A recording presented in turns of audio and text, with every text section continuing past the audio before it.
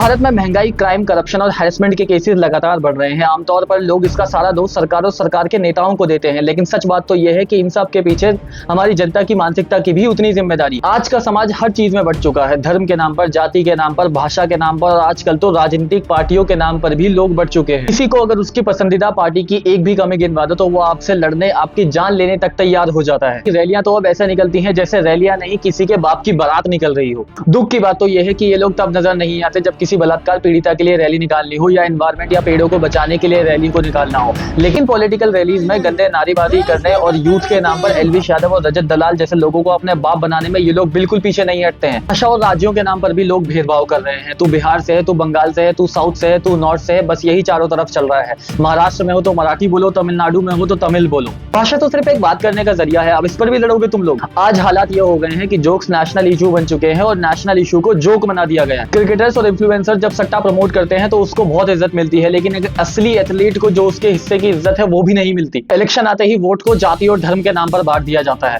जब तक आप इन सब चीजों से ऊपर उठकर वोट को असली मुद्दों के ऊपर, रोजगार, शिक्षा, पढ़ाई के ऊपर नहीं डालोगे तब तक बदलाव मुमकिन ही नहीं है। बदलाव की जरूरत सिर्फ नेताओं को नहीं, हमें भी है।